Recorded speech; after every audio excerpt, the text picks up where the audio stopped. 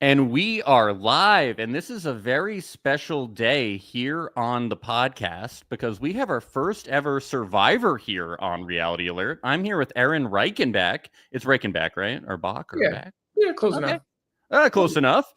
From Survivor Micronesia and Survivor Caramoan, here to talk about Squid Game: The Challenge, Season 2, Episodes 5 through 8, and the author of the creator of Dabu Doodles, Erik, and his dog, Nico. Erik, how are you doing? Yeah, Nico, he's he's really needy today. He wants to go like run or play or something, but it's kind of an indoor day. I know. Erik, how are you and Nico doing today on this Squid Game Wednesday? We're doing good. We're doing all right. It's a little cold, but we're good. Yeah, if you are on audio today, Erik is holding this giant, is it a lab or a gold retriever? Golden retriever, yeah. Golden retriever in his arms, and it is absolutely adorable, warming my heart this Wednesday morning for me, afternoon for some of you. Yeah. I reached out to Erik because I saw that he was posting about Squid Game, and in your bio, you said that you would like to be on Squid Game. Is that true? Yeah, so the first season of the challenge, I guess Figgy was on it. Figgy, another contestant from Survivor. Of Figtails fame, yes. Yes. And I messaged her and found the application page. And then I got confused. After I applied, I got an email from the Squid Game challenge. And I was like, oh, cool. And I told Figgy, I was like, cool, I'm talking to the Squid Game people. This is great.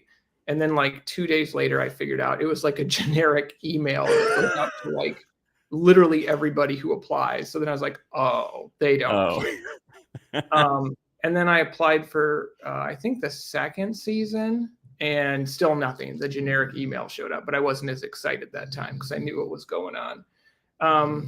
But a lot of Survivor elements are kind of shared with Squid Game: The Challenge, like the meta game and the challenge aspect and the team dynamic kind of stuff. So it's definitely piqued my interest. Have you applied for other reality shows since Survivor, or is this like the first one? I applied for, what is it called? The Circle? The Circle. Okay. Another Studio Lambert production. Yeah, I've covered that on here before. The Circle looks awesome. I love that. And I think they've had somebody that's from Big Brother, but no survivors. There's somebody from Big Brother was on there. Brett was on the Circle. And Antonio, who was on Squid Game but got out in red light, green light, ended up on the last season of the Circle. Okay. So there's like different kind of crossover that has gone on. Yeah. Yeah. But yeah, those ones seem so. I'm a young dad. I have a son who's 4. And Survivor itself is kind of a long-term thing. I think it was 39 days, but it's gone down in time. But it's still a significant amount of time to be away from like your family. Whereas it sounds like the Squid Game process and the Circle process are much shorter. Yeah. In duration. They're like days, not like weeks. So would you go back to Survivor if asked? Like, would it be tempting? I would go back, but it needs to be at the right time. I don't think I would now anytime in the that makes time, sense. Just because my son is so young and you don't get that time back. Yeah. It would be too much of a burden to do that. And if you're on Squid Game, you really get to use your kid as like collateral, you know? I wouldn't do that. I think that's kind of snaky. I know that doesn't really happen in Survivor in such a way, you know, like you have to talk about your kids, but you don't say like, well, I have a kid, and you don't. That comes into play on Survivor, but they don't highlight it in the way that they do on Squid Game. Yeah. Like you have 1,000 with Survivor, you're there so much longer. It's amazing that the people on Squid Game talk about how close they are with each other so quickly. They've only been there for like a couple days, and they're like, I love you guys and all this stuff. And I'm like, I don't love you. I don't know you. It's very interesting. Yeah. My wife and I were watching that, and we're hearing them say that, and part of me is like, this is so stupid. They've only been there for days. And then another part of me is like remembering on Survivor how quickly you bond with the people on your tribe. And it's because it's this fishbowl thing. Like the only thing you have to pay attention to are the other people. You don't have a phone, you don't have a job, you don't have family. So you get close with people a lot quicker. Yeah. And I think they're like, I think it's also like there's so much money and you're so like removed from everything that I do see how that like bonds you. And I think as they get closer, people start to feel like they've won the money almost. And then when they lose, it's taken away from them. Like it Yeah. seems like that's the feeling. It's like, you're taking the money away from me. And I'm like, I feel like the poker player is the one that is feeling like the money isn't his already. Right. Right. But he's starting. The problem with him is that he doesn't realize that he's not playing with other poker players. Right. He's playing a very good strategic game, but his social game is kind of broken. Yeah. And I don't know if this is, oh my God, my dogs are fighting to the death outside. I'll leave them for now. One will come back. I don't know if your fan base is familiar with Russell Hantz of Survivor. Probably decently. Okay, but just a cutthroat character, very heavy on strategy, and like he doesn't care if he makes enemies with everybody. If you play by the Russell Hantz playbook, you die by the Russell Hantz playbook. We saw that with the cop. I think what was his number? 89? Yeah, I was getting Tony vibes. I was like, you got to get the bald people out. I was talking to Trey from season 1 about that. I was like, come on, guys. Yeah, like if you play that hardcore strategy game, you die by that game. So like if everybody decides you're like this strategic bad guy, they're going to target you. So you have to out strategy that kind of stuff. Yeah. It's like an all-in strategy. Yeah, I agree from a strategic sense and also just a human sense. I'm like, he gets so offended that people get even the tiniest bit emotional. He's like, it's just a game. And I'm like, yeah, but they're not game people. So just you don't have to be offended about it. Just fill out like a little bit. People view it differently. Like, I agree that I think people take it a little too seriously because it's no one's money, but like they don't play games professionally. Right. It's very new to them, like it's just like the balance. Yeah. But you're going to die by that. Yeah. Yeah. When he reveals that he's a poker player, that was crazy. And the money, why would you do that? I know. That was a huge mistake. And I think I'm going to attribute that to the fishbowl mentality of like, you're in there alone. You're not divulging anything. My wife called it perfectly though. She said he's boasting, like he's bragging. Like that's totally what I think that was. He needed that, like that hit of like, I'm someone special or I'm someone unique. And so he told her. He's honestly lucky that she went out. The editing might reveal that she told somebody before she left, but we'll see. Yeah, I'd be interested to see if that happened. Yeah. So let's get into things a little bit. We get to marbles. I thought that this was an interesting time for marbles, and it was kind of interesting in the story editing for the show because I felt like we like didn't know all of the pairs for marbles. Like the story wasn't hitting me that well. Besides like Kurt and Zoe, like it was like the pairs or like the siblings. I don't know. Didn't have the effect. I mean, they have so many numbers. There's so many people at that point. Like you can only devote so much time to everybody. So yeah. It pretty much was a story of the pairs. Everybody else was kind of like, we don't know who these people are. No. Yeah, I agree with that. Yeah. I think I did like that. Another thing, I thought it was interesting that the guy who lied about his kid 415 admitted it, but only because he knew one of them was going to go home. Because I was instantly like, why would you say that? And I was like, well, there's no real point not to. There's no repercussion. Yeah. Yeah. But she was very, very offended by that, which I get. That's like people. We haven't seen that on Survivor. Somebody lying about their kid. Well, on U.S. Survivor, I don't think we've seen somebody lie about their kid. On Australian Survivor, I don't think it has the leverage people think. Everybody's playing for something. Like if someone brought that up to me, I'd be like, wow, okay, and I have a kid, so I don't see that as the same leverage. As that. I mean, if anything, it's kind of using it. You're kind of like using a child in a like kind of a nasty, like a kind of a gross way. Because, you know, I might not have a kid. Someone else might not have a kid, but they have, you know, somebody who's on dialysis in their life. Yeah, you know, or they might somebody have a who's health future condition. kid. Like, I don't know. Yeah. Everybody's worthy of winning the money. Everybody has these kind of like Right. stories that are kind of like really sad at when they come in the confessionals. And I'm like, well, all these people kind of, you know, Right. have some kind of reason. The besides, the yeah. poker guy's the one exception, I think. Yeah. He's the one exception. Like, I can't. As soon as he told that story, I was like, this guy needs to go immediately. And it's not because of who he is as a person. It's because of need. You know, someone who works in retail and may have, you know, 5,000 in debt versus the guy who just made 6.5 million. Like, he doesn't need to be there.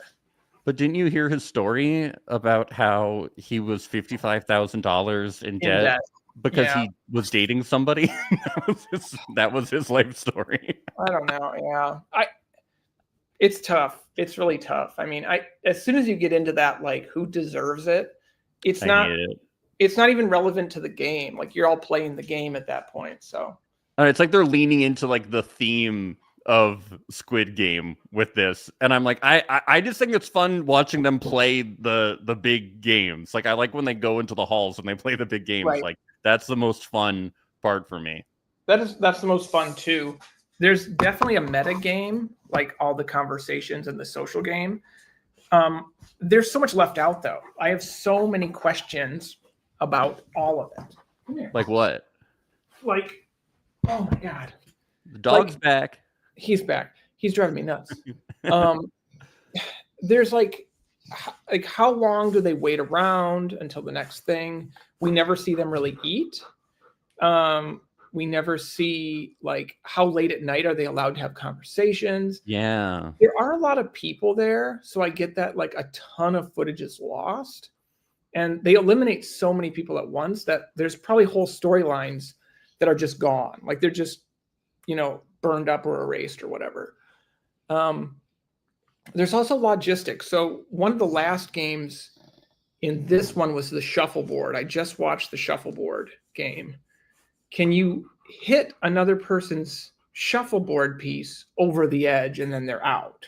They did say like knock him out when it was talking about Steven. So I think you could. Yes. So like there's stuff like that because something that I figured out from a guy named Yowman who was on Survivor and also from my own experience, almost every game has like a little twist or something that if you stop and think about it for like 20 seconds, you're going to figure out there's like a way to beat the game. There's like a game within the game. So like that game with the present box where you put the present box on someone's table. Mm-hmm. I hate that game. I would be terrible. I think that game is 99% luck. Yeah. Yes. Yeah, I agree. So I was thinking, what is the game within the game? Like, how do you beat or have an advantage at this game? And just watching it, I came up with two things. I was thinking, first off, nobody is saying I did it. So if I put the box on your desk and you're like, oh crap, who did this? And I didn't put the box on your desk, I would be like, I did it and I hate you. You're like a piece of crap. I hate you. Nobody does that. I don't know why people aren't doing that because there's no benefit like to be like picked at that point if you didn't do it. Like nobody, I was blown away. Nobody did that. I think Kate was kind of doing that. I think Kate was playing like a little aggressively to be like, yeah, I would do that to you. Or like my son did that, but only like slightly. I think your way is like even better just to be like, yeah, I'll just like bluff. Yeah. Pick me. And then, why not? Yeah. And then the other thing you could do with that game is I think there's a lot of prep you could do with that game. Like, you know, that game's about to happen. I would say as soon as I saw that there was that game, I would say, I hate Max. I absolutely hate Max. I'm putting the box on his desk. That gives every single other person cover to put the box on your desk. Like, that's like a no-brainer. Like, I don't know if they edit that out and that did happen, but like, there's always like some little aspect that people aren't like thinking about. I like that a lot. Yeah. So yeah, I remember hearing stuff about Yowman doing that, and also Johnny Bananas on MTV's The Challenge is famous for like working around games and kind of finding the way to like, you know, kind of like get around production and kind of like find the game within the game. So yeah, kind of what you have to do. I think a lot of people, it's so high stakes, like they press like it's for this amount of money, you get one shot. Like people are so overwhelmed with those emotions and those things, they don't like stop to think for a second, like maybe there's like a logical way through this, because a lot of these games have that. Yeah, it's like finding the logic within something that just comes off as like so luck based. Like it's like there's no like people think it's like, oh, if you look to the left that means you're lying, but it's like that has been debunked so many times, especially because I'm sure because you on Survivor, people try to look up these things before they go on Survivor, and they're not real. Yeah, they're like, it's just like a myth. Yeah, it's like if you look to the left it means you're thinking. Right.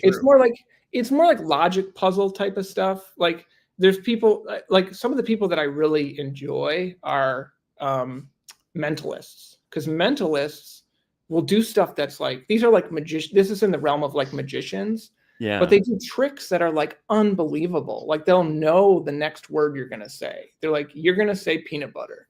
And the person says peanut butter. And they write it on a card. And they're like, you just said peanut butter. And it's like, wow, magic. And it's like, no, there's something along the way. They like prepped you to say this word. So I think there's a lot of mentalist tricks that could be utilized in these like really simple games. So if you went on Squid Game, you would learn to be a mentalist beforehand. Yeah. That would be sick. Also, my dog agrees. Also, I would be really authentic. Like I would probably divulge I was on Survivor and I won some amount of money, because I couldn't lie about that. I would be fine saying that. I think a lot of these people like maintaining the lie of whatever it is. Like I'm not really a cop, or I'm not really a pro poker player. It's a lot of like wasted effort in a way. Yeah. But anyway, I think mentalist tricks for sure. There's a lot there that they don't cover on this show. Yeah, I think divulging that you're a poker player is fine if you're like, I'm a poker player, but like I make like the living of like a dentist or something, but not that you won $6 million.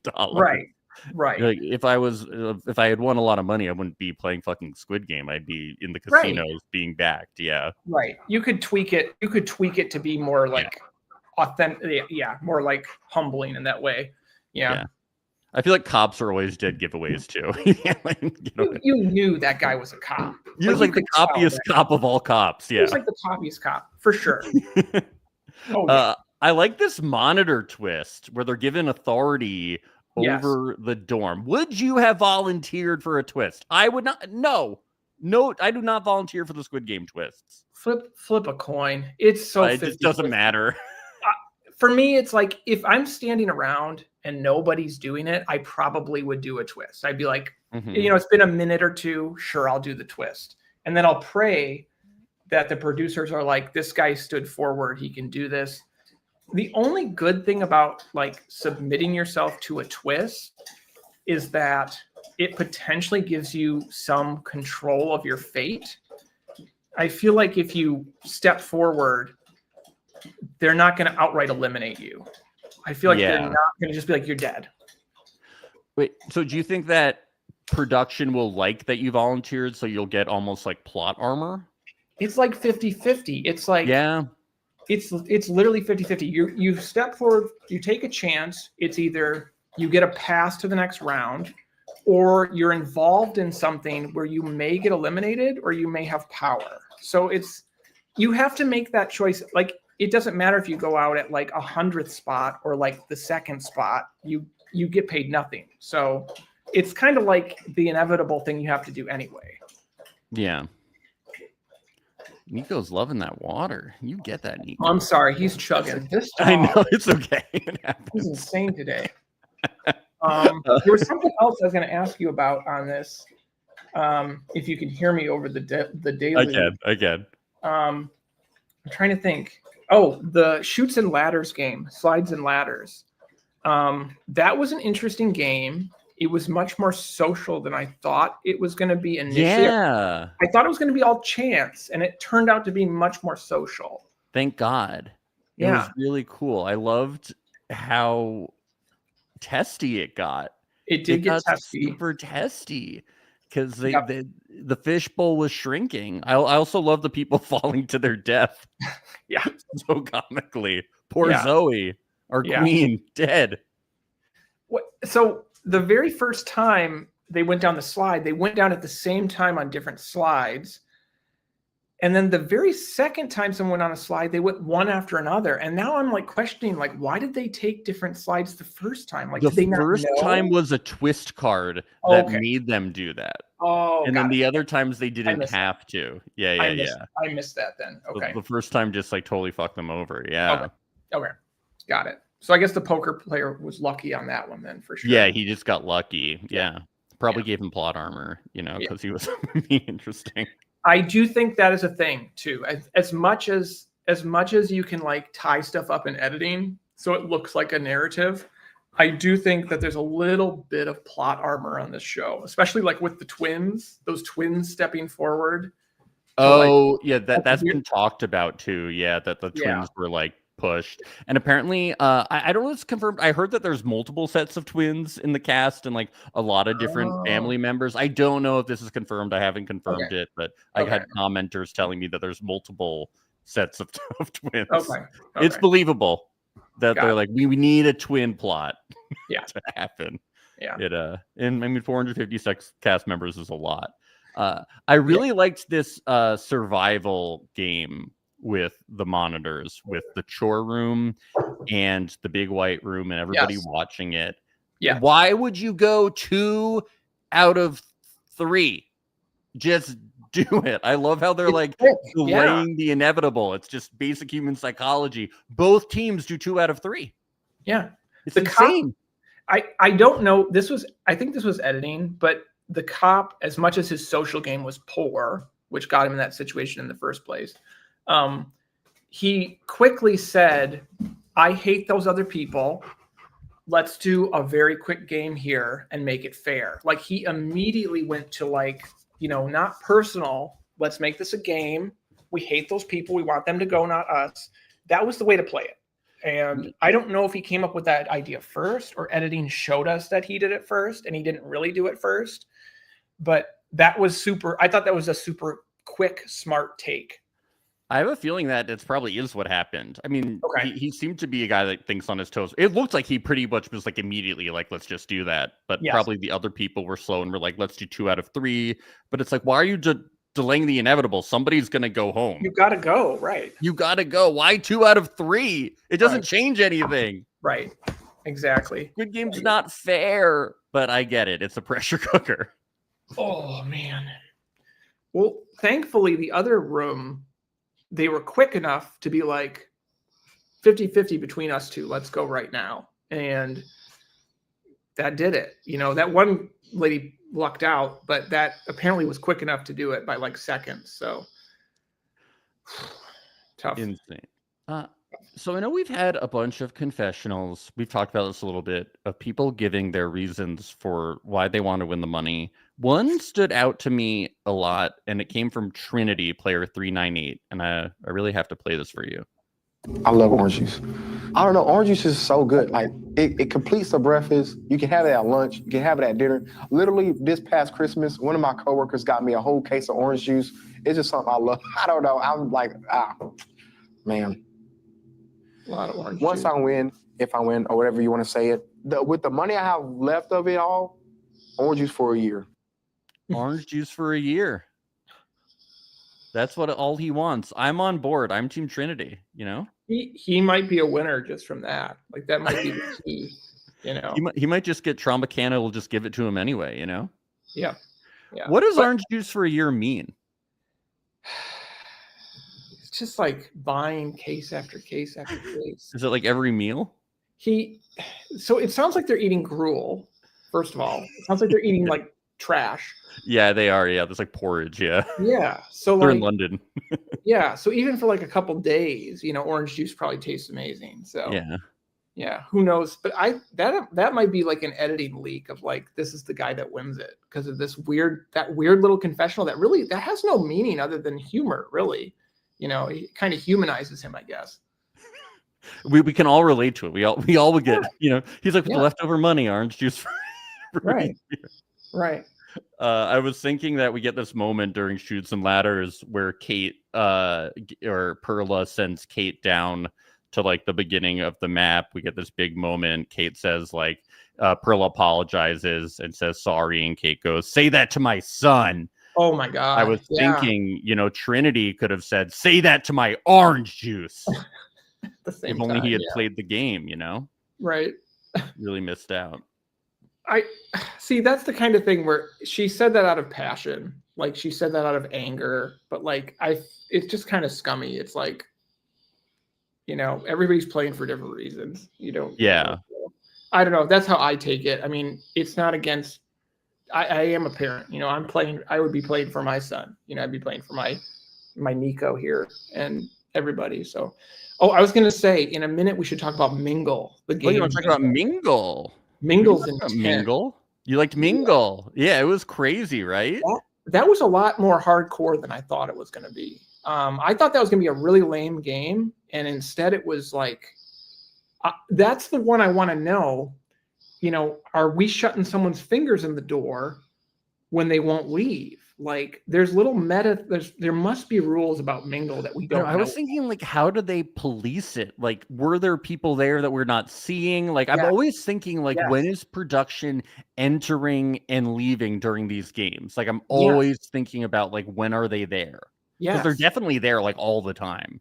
Yeah. I don't think it's like Big Brother where, like, they're only talking to them over the loudspeaker. I bet production's on the floor all the time. Yes, I think so. Or like, they do the shoot thing, and obviously it sprays blood everywhere when somebody's eliminated. That it does the like blood pack, and they have to mop that up. Yeah. So the guards do it, and then they put them in a coffin and they carry them away. Yeah. But like, so you have to fit the people in the door, and like my arm's in the door, and I'm like, F all you guys. Like, I'm going to leave my arm in this door as long as I want. Like, is there a rule beforehand that they prepped everybody on that's like, if like 50% of your body is outside of the door and you are going to eliminate all these people, like, you can't do that. You have to exit the door, and we will edit out any footage of you like stalling in the door.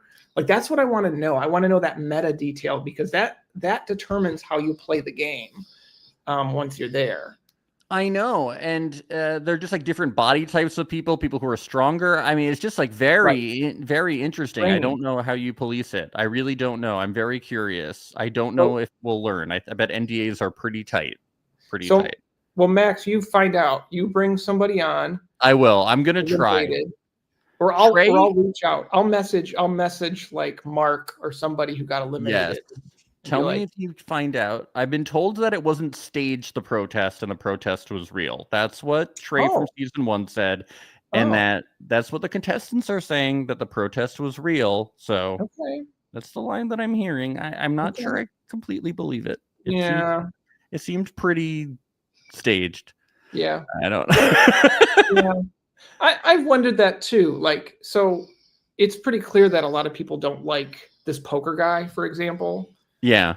And I was thinking if it would have leaked that he got the 65 million before he was even on the show, if they had those 5 tuxedos and they're like, one of you will be eliminated. What if all 5 of them, except for that guy, was like, hey, this guy won 6.5 million. We want to eliminate him right now. Like, could they deal with them? Like kind of how they do on Survivor. They make a deal with Jeff Probst and they just do it.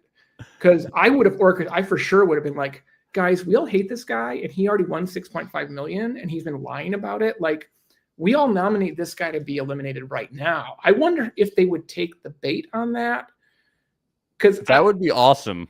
See, this is the thing, and I'm wondering if one of the reasons Squid Game picks not like hardcore GameBot people is because they don't want their system challenged. Because a lot of this stuff would make for a really interesting show if you have people challenging the framework of the system from inside the system. And that's kind of what that's why I'm interested in playing if I was on it. Yeah, no, I think this is all super interesting stuff. I just think that they're like, we want people who really need the money. We want them to Yes. tell their stories, and we want them to suffer, like Yes. real Squid Game. And I'm with you. I'm like, I want to watch people like kind of like figure out the game and kind of like fuck with Right. shit. I mean, that's why we watch these shows. That's probably why the people listening to podcasts think about it. You know, it's less casual viewing. I'm like, I want to see that stuff happen too. Right. And I think a lot of these shows have a similar, like Survivor's kind of the mold for a lot of competition reality. The biggest issue that Survivor has had over the years is quitting, because people get into the system and it's too tough and they can't imagine how tough it is until they're in the system. And people like consistently want to quit, and production has to talk them into staying because they don't have a show if people quit because it's really physically tough. And it doesn't matter the money. Like people will be like, I know it's for $1 million or whatever. They're like, I'm hungry, I'm cold, I miss my family, or I miss my children, or whatever it is. Yeah. And so I'm wondering if that's part of their calculus in like casting, where they're like, we have to pick people that are really desperate for the money and believe they can win it. Oh, wow. Yeah. Maybe that makes sense.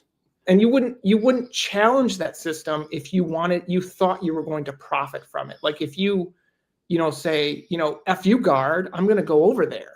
They're going to be like, you're cut, you're gone, no chance. So I'm wondering if that's part of the calculus with casting. Wow. It's like, that's so interesting. They're so desperate for it. Wow. I believe it. I mean, production, reality TV, it is manipulative. That has to be the case. Yeah.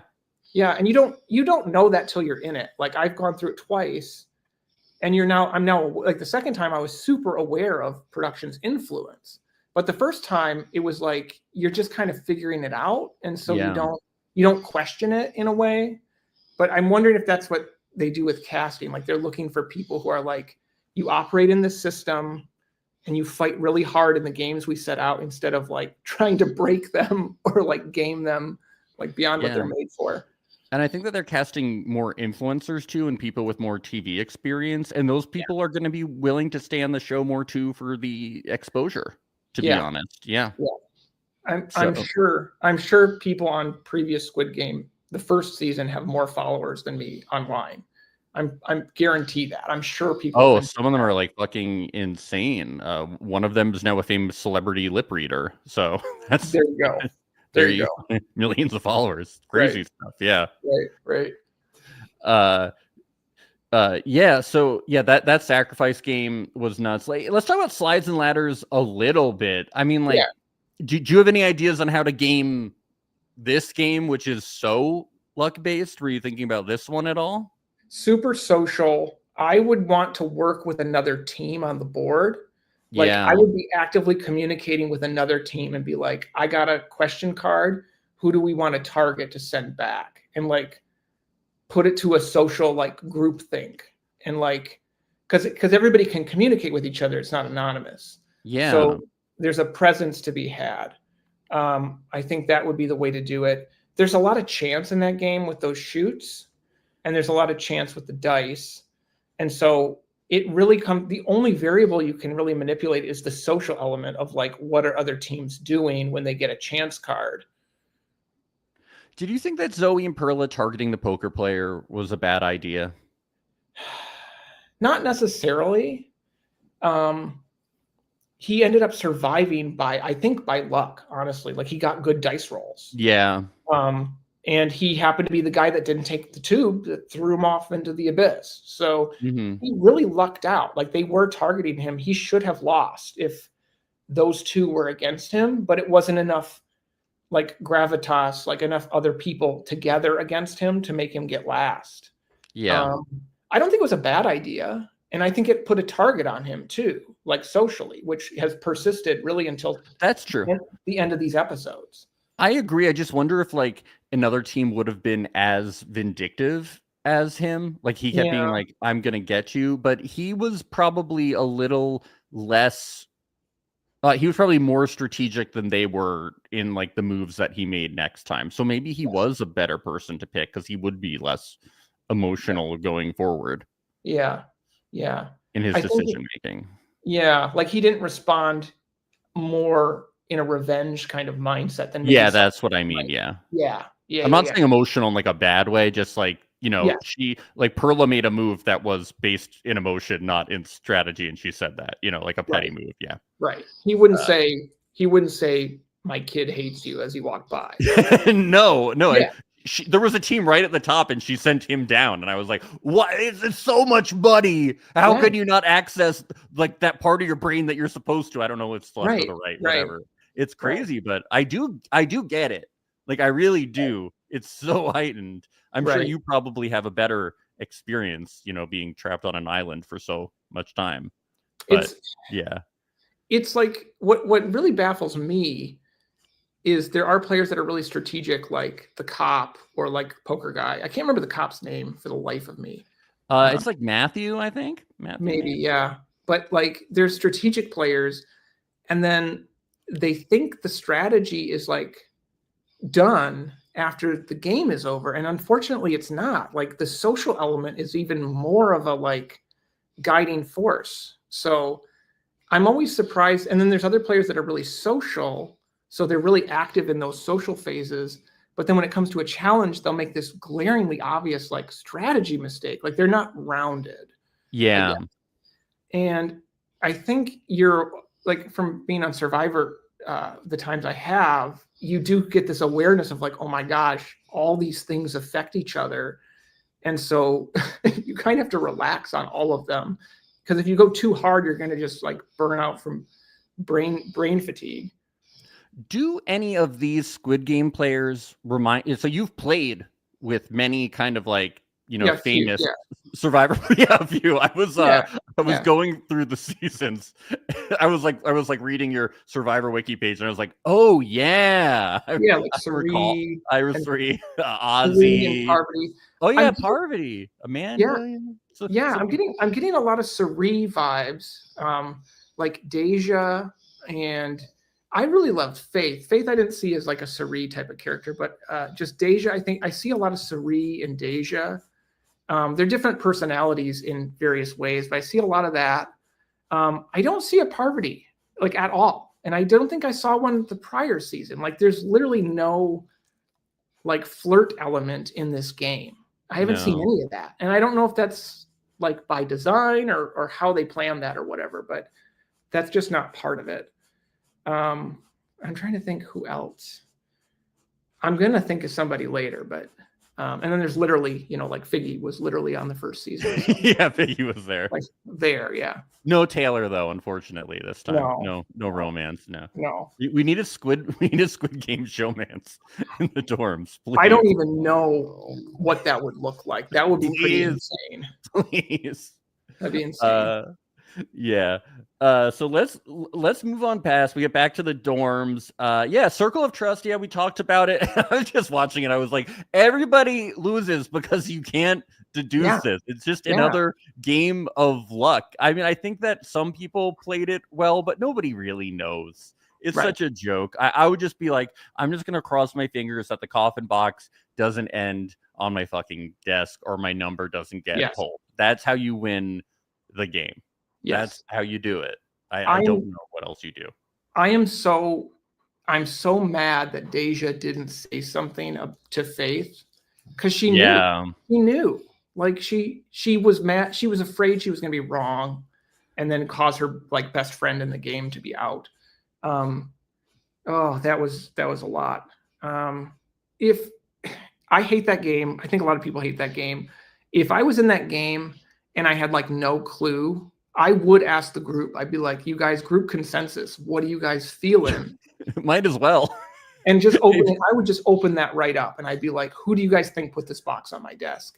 And then you get to see if someone's pulling really hard for someone you don't think did it, they might be the one. It's kind of like a game of Secret Hitler at that point, if you've ever played the game. Yeah. Yeah. Do what you can. Hope for the best. Pretty much. I would do something similar. I just gotta say, I don't think there's really much you can do because we saw everybody try and most people picked wrong. Like I would nobody just open. did anybody did any. I don't think anybody got it right, did they? No, No, nobody got it right. So No. it kind of proves that the game is kind of just like, did So- anybody get it right last season either? I don't think so. I don't know. They did last season. I have a Okay. theory.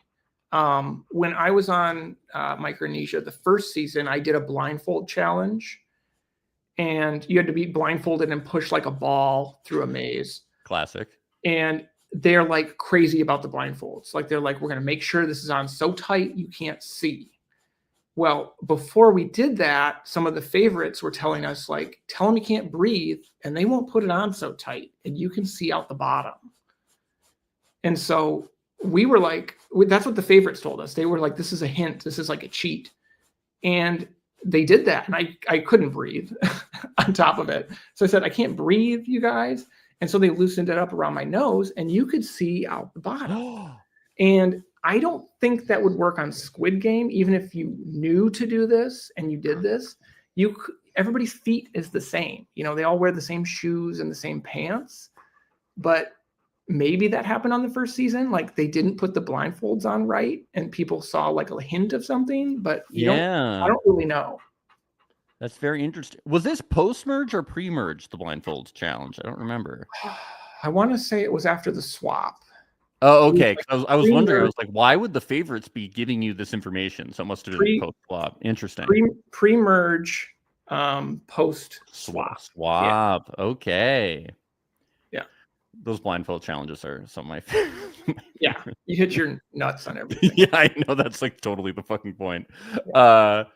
So yeah, that game was great. We get to the we get these alliances when we get back to the dorm. So we get Deja and Perla in an alliance. We learn that Vanessa is a lobster fisher. I love that we learn about her like the last second of the show, and we're like, oh, I kept waiting for her to die. Is she gonna end up as the winner? I'm like, so. Is she gonna be? Yeah, right. I was like, oh, winner edit. Like she's this like last second kind of winner appearing in here. I was getting like Edgic vibes here. Her and Trinity. I'm thinking her and Trinity towards the end. But yeah. From purple to emerging. That's what's happening, right? Yeah. Yeah.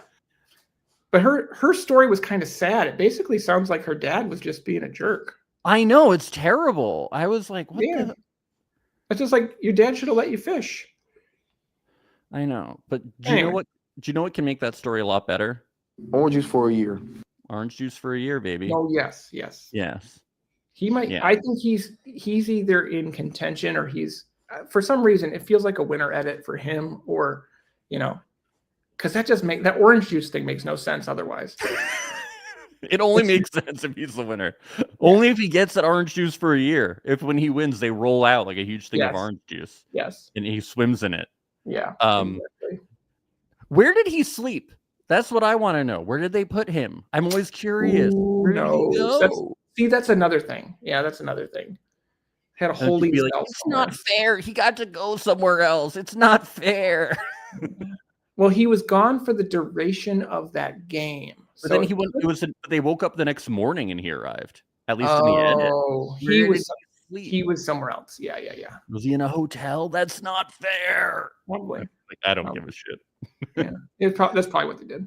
Yeah, and then we see that Steve and Kate have this alliance, and then he tells her a secret, and then this is such like a Squid Game, the show fashion, that he gets fucking eliminated. That she gets eliminated. It's very poetic, like the woman that needs the money for her son with a degenerative condition who just learned this millionaire secret gets eliminated. Very sad, but very, very poetic.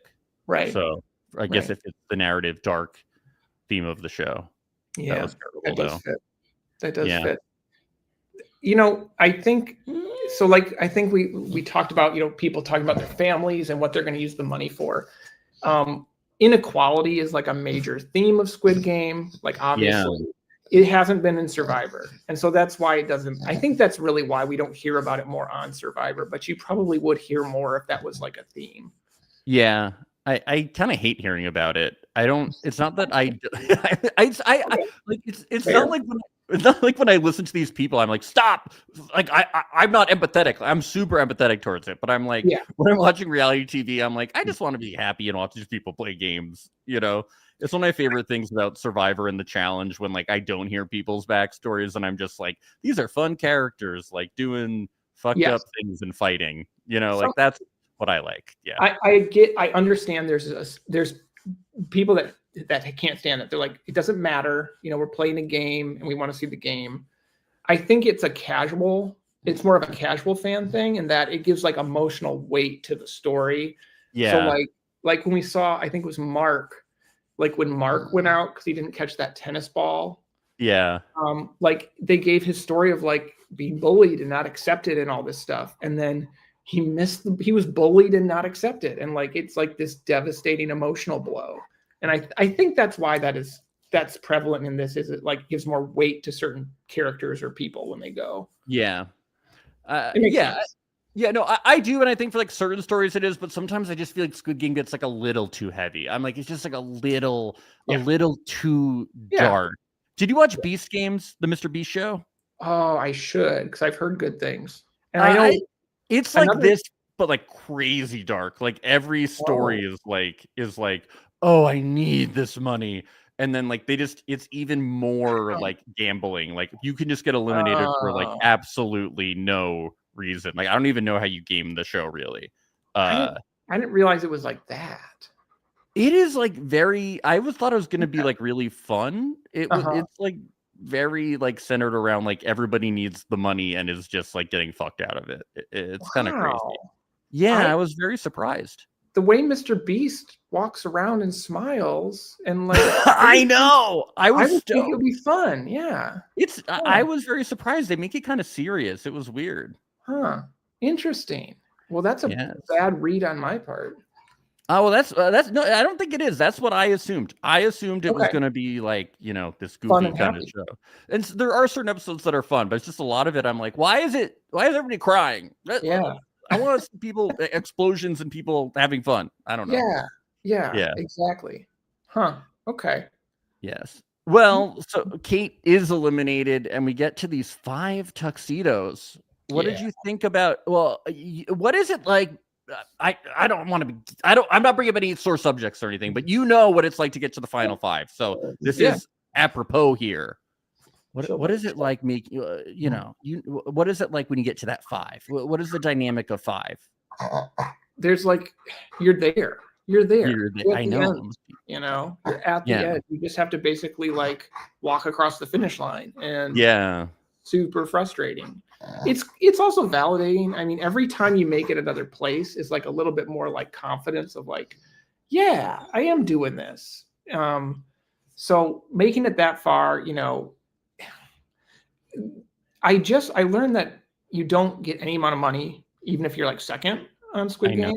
Yeah. Which is nuts. But I mean, that kind of puts stuff in perspective in terms of like, I don't feel like every challenge is like a $5 million challenge. It's like, just make it through a challenge and do your best, because the odds are so bad. So I feel like 5th on Squid Game might be a little different than like 5th on Survivor, because 5th on Squid Game would be like, wow, I'm like lucky today. Like I'm just like really, really lucky, because the odds are so bad. Yeah, you're like, I'll get followers and then like people will know me on Netflix, but I won't get any money too. But you're like, I got 5th. Yeah, but at least in Survivor fame, you get money. Some fame, but no wealth. Yeah. I think the Survivor model is a little more appealing for me. But yeah, you get something. Yeah. What are you doing? You're like hyperventilating, dude. Very exciting to be podcasting on Reality Alert. It's an honor, So not the first time somebody's hyperventilated on the show. It's very exciting. I'm gonna put him out. Go out, guys. Please do not dig a hole. All right, they're out. When you make it to the final 5 on Survivor, do they give you a tuxedo in a coffin box? Did Jeff ever do that? You get like a meal. And there's like one challenge where you get like a shower. You could win like a nice shower or something. And then you shower with Ozzy, right? That's what you do. He was out by then.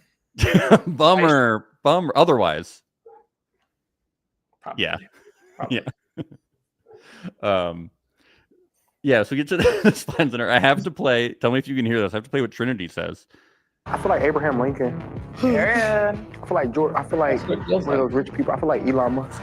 I feel like Abraham Lincoln. I feel like Elon Musk. All of them, yeah.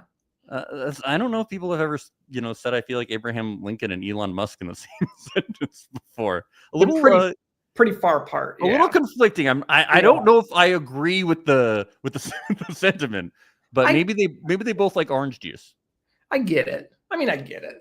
I know where he's coming from. No, I know. I get it. I wouldn't say it, but I get where he's coming from. They both have probably worn tuxedos and top hats. If he wins, I'm happy because I'm all in. He's my winner pick. I'm all in on. Yeah. If he does it, I'm buying orange juice for a year. I'll go broke. There'll be more quotes from him on this. So if he's not winning, it'll be sad. So we'll see. Extra pulp Grove stand. I'm going all in. Well, Erik, thank you so much for joining us on the podcast today. Do you have anything else that you want to say about Squid Game: The Challenge Season 2 as we head into the finale? I'll post an idea and you bring it up with your next guest for the last one. Because I'm sure there's like another like little mentalist trick on these last, like, it looks like they're gonna play 2 more games. It's like the hand game. It looks like you're guessing like what's in the hands or whatever. Yes. And then red light, green light. Yeah. That one, there's something, and then red light, green light. There's that one's a tough one. But I will send you a message probably on Instagram, and I'll be like, "Here's my mentalist take," and you can discuss it with the next person. Okay, well, it's exciting who our guest is going to be. Would you like to know who it is? Sure, yeah. It is the winner of Squid Game Season 1. Oh, she's going to be joining us, so this will be a good person to ask about it. If she'll divulge, ask about that meta stuff too. Like, what are the rules between the rules? I don't know. They might have a really hefty NDA. Yeah, I'll see what I can get out of her. I'm definitely prone to ask her stuff like that. Yeah. Tell her Erik said it was okay. Oh, okay. I will. I have no sway. No, yeah. I definitely will, and I'll definitely ask those questions. So everybody tune in next week at 1 p.m. PST. That is youtube.com/Reality Alert, Instagram at Reality Alert Podcast. And Erik, where can people find you? And Erik does these amazing, how do I describe them? Drawings, cartoons? What is your preferred verbiage? Cartoons and comics. Cartoons and comics at Dabu Doodles on Instagram. Do you want to plug it yourself? Yeah, Dabu, Dabu, Doodles. And it's on Instagram, and then just dabudoodles.com. And I do Survivor comics mainly, but I'm working on other comic books, and I have a parody comic book that's available on Amazon called Starving for Attention, a completely legal parody. So yeah, just Dabu Doodles. Definitely go give him a follow, maybe buy some of his stuff. They're so funny. They're so great. I've been checking them out for years because you definitely used to post on the Survivor Reddit, which I've been subscribed to for like over 10 years, probably since Second Chances came out is when I got back into it. Okay. So really long time. So that was it. Yep. Basically got me back into reality TV, and it's why I do what I do. So Erik, thank you so much for coming on. It was so exciting to have Survivor on the podcast. It's been just so cool. And looking forward to the finale. So yeah, thanks. me too. Thanks, Max. Bye. Bye.